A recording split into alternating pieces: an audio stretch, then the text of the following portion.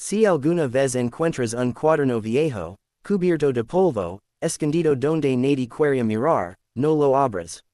Porque algunas historias no fueron enterradas para ser olvidadas, sino para que nadie tuviera que responder por ellas.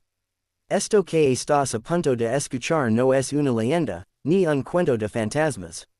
Es un hecho documentado, reconstruido a partir de registros reales, testimonios fragmentados y un nombre que durante décadas fue pronunciado en voz baja. Estás escuchando historias reales de terror, y esta historia comienza con una verdad que nadie quiso aceptar. En 1893, en una región aislada donde el invierno parecía durar todo el año, existía una pequeña comunidad agrícola que prosperaba gracias al silencio. No porque no hubiera problemas, sino porque nadie hablaba de ellos. Los registros oficiales describen el lugar como estable, trabajador, sin incidentes mayores. Pero lo que no aparece en ningún archivo público es que esa estabilidad tenía un costo, y ese costo lo pagaban siempre los mismos. Silas Mercer no era un hombre importante. No era alcalde, ni juez, ni sacerdote. Era algo mucho más peligroso, el encargado de llevar las cuentas. Durante 27 años, Silas fue el responsable de registrar nacimientos, defunciones, movimientos de familias y traslados especiales. Todo quedaba escrito por su mano, con tinta negra y una caligrafía impecable. Nadie dudaba de él, nadie lo cuestionaba, porque Silas no decidía nada, solo escribía, o eso decía. El cuaderno apareció casi un siglo después, cuando una familia compró la antigua casa de los Mercer para restaurarla. Estaba oculto detrás de una pared falsa en el sótano, envuelto en tela gruesa y sellado con cera. No tenía título, solo una fecha en la primera página y una lista interminable de nombres, muchos de ellos repetidos, algunos tachados, otros marcados con símbolos que no correspondían a ningún sistema conocido. Al principio, los investigadores pensaron que se trataba de simples registros administrativos. Pero a medida que avanzaban, algo empezó a incomodarlos. Los nombres correspondían, en su mayoría, a niños. Niños que oficialmente nunca habían existido o que figuraban como trasladados, sin destino registrado. Y siempre, al margen de cada anotación, la misma inicial, SM. Silas Mercer vivió hasta los 79 años. Nunca fue acusado de nada. Murió en su cama, rodeado de vecinos que lo recordaban como un hombre tranquilo, correcto, profundamente religioso. Sin embargo, lo que el cuaderno revelaba no era solo negligencia, sino participación directa en un sistema diseñado para desaparecer a los más vulnerables sin dejar rastro. Según los testimonios reconstruidos, existe una estructura informal en la que ciertos niños, hermanos o hijos de familias empobrecidas, eran reasignados. Esa palabra aparecía constantemente en el cuaderno. Reasignados a trabajos, a otras casas, a otros pueblos. Pero no existe ningún registro posterior. Ninguna confirmación, ningún regreso. Durante años, Silas escribió sin preguntar. Cada línea era una decisión evitada. Cada nombre, una vida reducida a tinta. Y cuando alguien dudaba, él tenía la respuesta perfecta, solo sigo órdenes. Esa frase aparece varias veces, escrita al margen, como si necesitara convencerse a sí mismo. Lo más perturbador no es lo que ocurrió entonces, sino lo que comenzó a ocurrir después. A partir de 1919, los registros muestran un cambio en la escritura de Silas. Las letras se vuelven menos firmes. Hay manchas, correcciones, espacios en blanco. Y por primera vez, aparecen notas personales. Comentarios que no tenían lugar en un cuaderno oficial. Comentarios sobre ritos nocturnos, sobre canciones que no lograba identificar, sobre sueños que lo dejaban despierto hasta el amanecer. Silas anotó que a las 2 de la madrugada, sin excepción, se despertaba con la sensación de que alguien estaba cantando cerca de su ventana. No describía voces adultas, sino infantiles. Suaves, desacompasadas, como si no siguieran ninguna melodía conocida. Al principio creo que era su imaginación. Luego pensó que eran recuerdos. Pero las anotaciones se volvieron más frecuentes, más urgentes. Lo extraño es que nadie más en el pueblo escuchaba nada.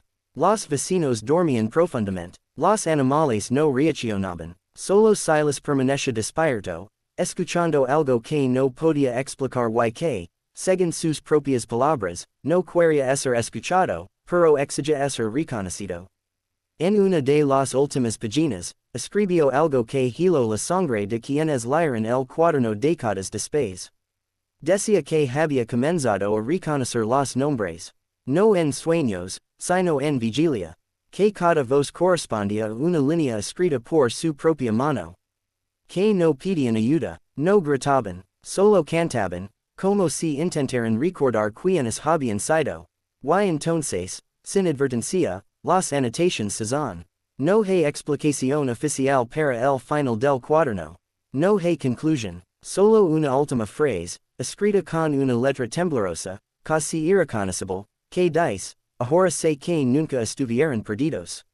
Solo estaban esperando. Aquí es donde la historia se vuelve imposible de ignorar.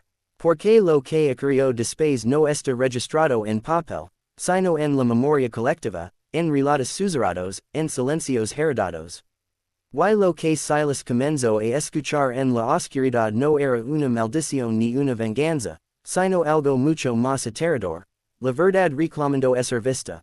La casa de Silas Mercer seguía en pie cuando el cuaderno fue encontrado, pero nadie quiso habitarla por mucho tiempo. No porque ocurrieran cosas visibles, sino porque algo en el ambiente parecía exigir atención constante.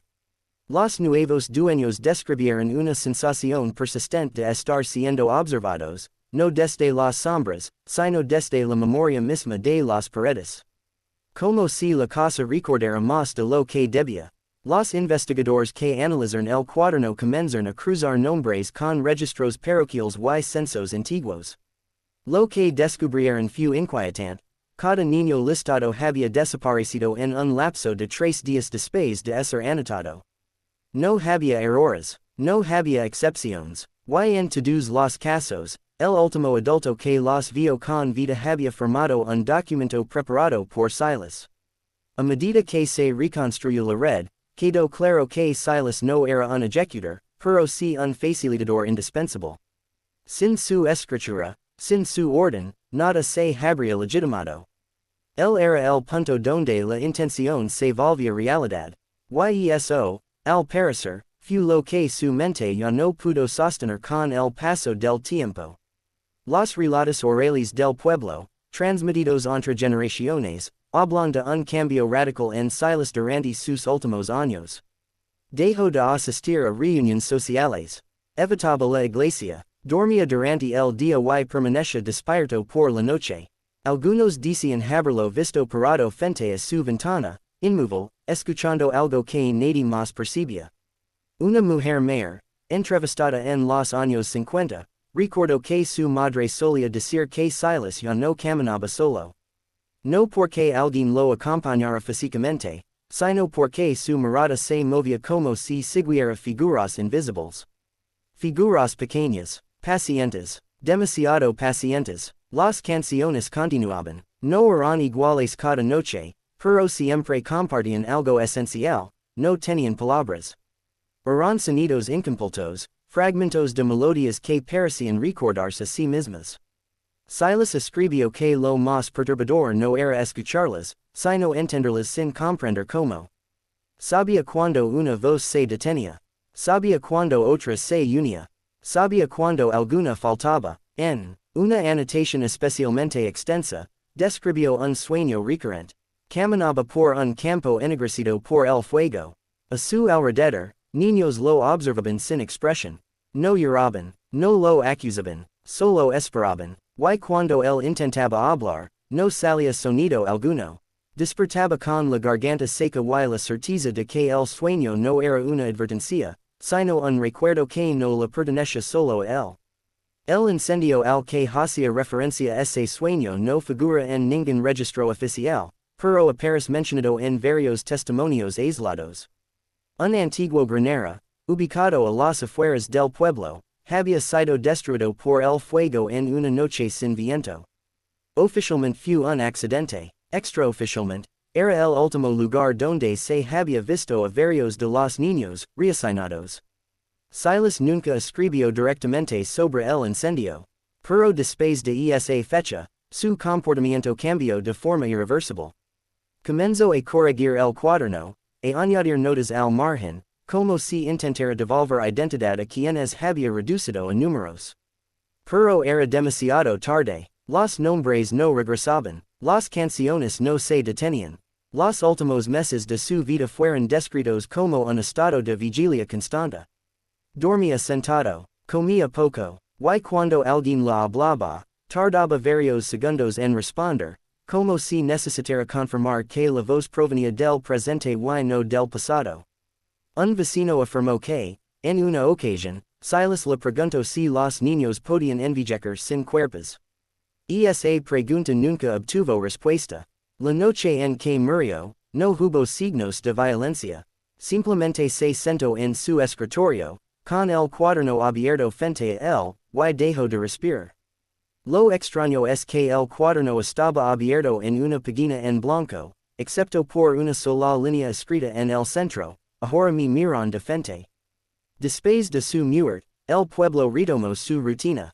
No hubo investigations, no hubo funerals prolongados, el silencio volvió a ocupar su lugar habitual. Pero las canciones no desaparecieron por completo.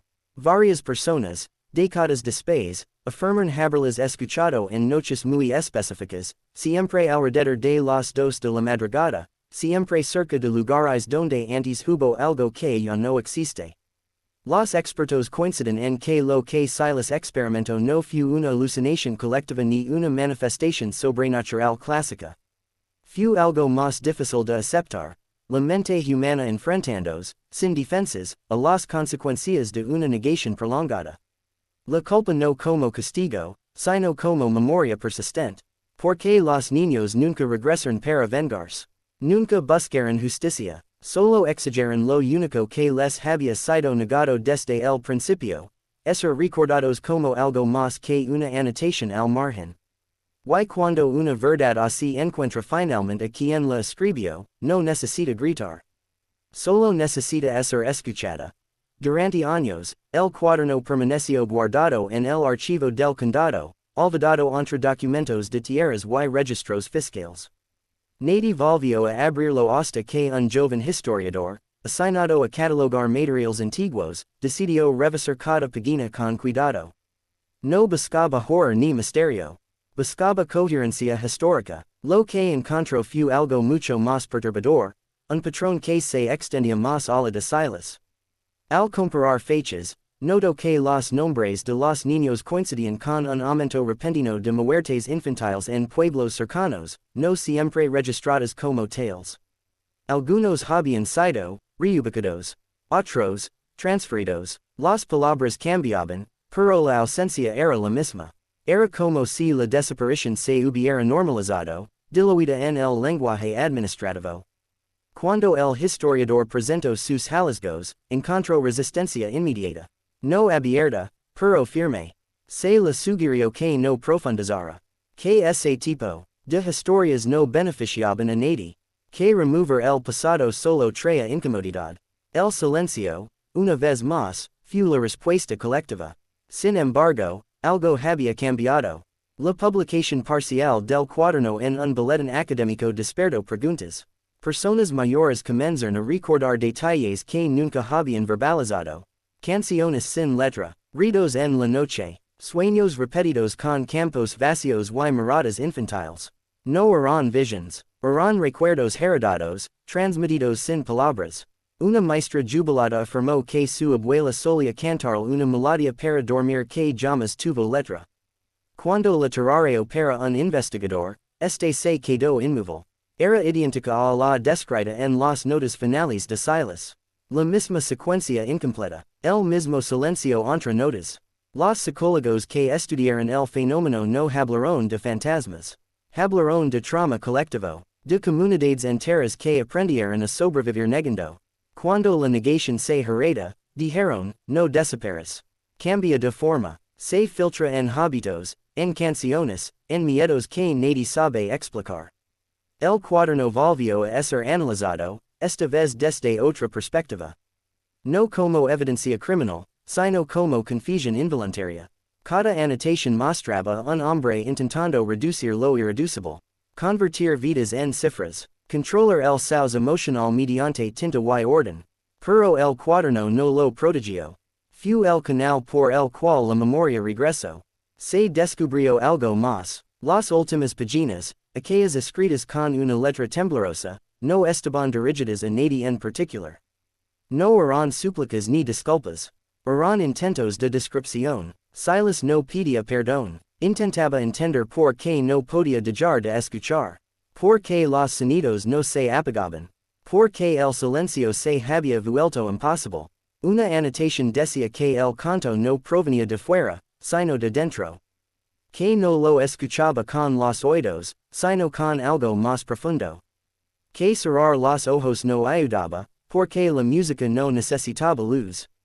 Esa frase fue subrayada varias veces por los investigadores. No era delirio, era reconocimiento tardío. Los descendientes de las familias involucradas comenzaron a reunirse, primero en privado, luego de forma más abierta. No buscaban culpables vivos, buscaban nombres, buscaban decirlos en voz alta, porque durante generaciones, esos nombres habían sido omitidos, borrados, reemplazados por numerosos silencios incómodos. Cuando los nombres se pronunciaron por primera vez en una ceremonia sencilla, algo inesperado ocurrió. No hubo visions, no hubo sonidos, pero muchas personas lloraron sin saber por qué, como si algo contenido durante más de un siglo finalmente encontrara salida.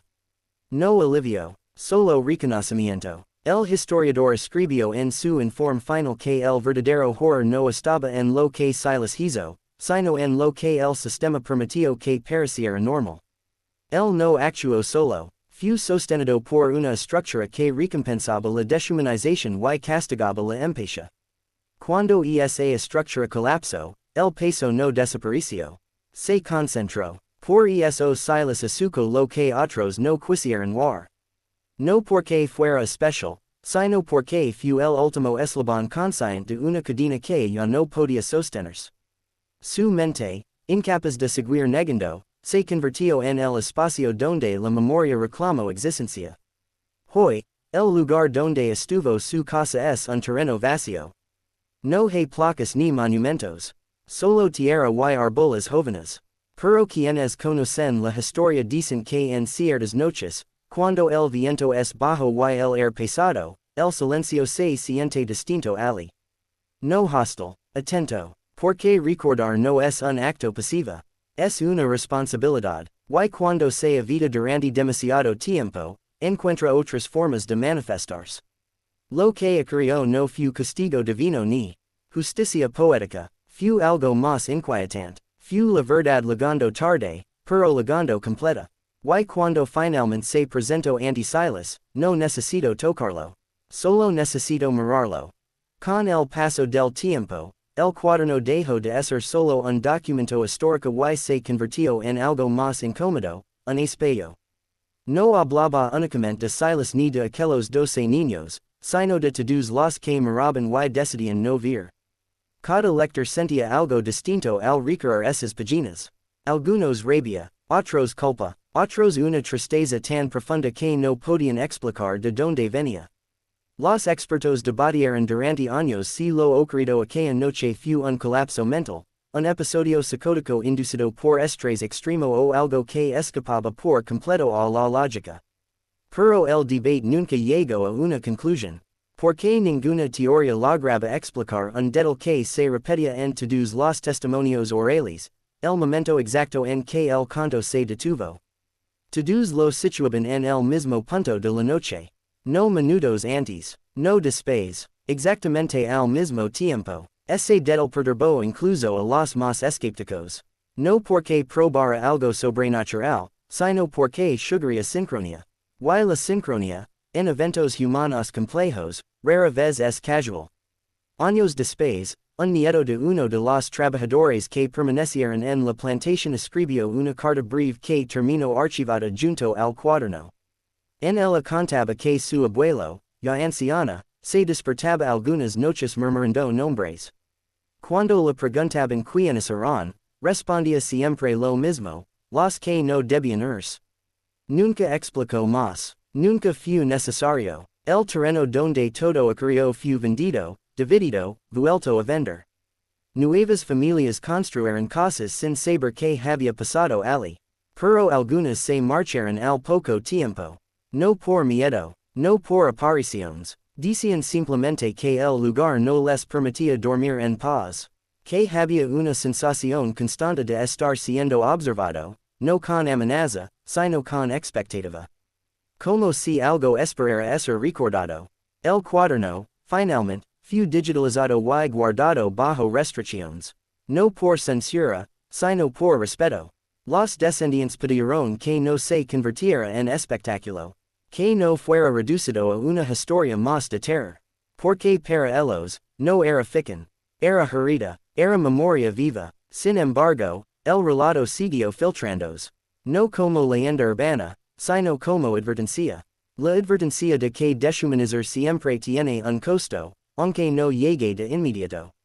A veces tarda años, décadas, generaciones, pero llega. Silas murió creyendo que no merecía perdón. Quizás tenía razón, pero lo que hizo después de aquella noche demuestra algo inquietante, que incluso alguien profundamente equivocado puede, al menos una vez, elegir no cruzar una línea final. No redime el pasado, no borra el daño, pero evita que el mal se multiplique. Y los niños, los 12 niños crecieron. Algunos forman familias, otros se marcharon lejos. Sus nombres no aparecen en monumentos nacionales ni en libros escolares. Pero viven en algo más persistente. En la conciencia de quienes conocen esta historia y ya no pueden fingir que no saben. Porque eso fue lo que ocurrió realmente aquella Navidad. No un castigo, no una maldición, fue un momento de visión. El instante aterrador en el que alguien se ve a sí mismo sin excusas, sin justifications, sin el lenguaje que suaviza la crueldad. Y esa visión fue tan insoportable que lo cambió para siempre. Tal vez no hubo fantasmas. Tal vez no hubo fuerzas sobrenaturales. Tal vez solo hubo niños obligando a un adulto a sentir, aunque fuera por unas horas, lo que ellos llevaban sintiendo toda su vida. Y eso fue suficiente. El verdadero terror no fue el canto.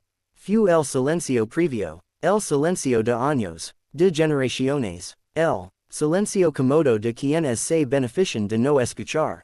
Porque cuando ese silencio se rompe, no hay vuelta atrás. Hoy, cuando alguien camina por ese terreno y siente un escalofrío sin razón aparente, quizás no esté sintiendo miedo. Quizás esté sintiendo memoria, porque algunas historias no buscan asustarnos. Buscan asegurarse de que no volvamos a repetirlas. Y ahora que tú conoces esta historia, la pregunta ya no es que ocurrió aquella noche. La verdadera pregunta es otra, mucho más incómoda. Si hubieras estado allí, habrías visto a los niños antes de que fuera demasiado tarde. Si este relato te hizo reflexionar, si te dejó inquieto, si sentiste ese peso silencioso que no se ve fácilmente, suscríbete a Historias Reales de Terror. Activa la campana y comparte este video, porque hay historias que no deben olvidarse y verdades que solo sobreviven cuando alguien se atreve a escucharlas. Gracias por acompañarnos, y nos vemos en la próxima historia.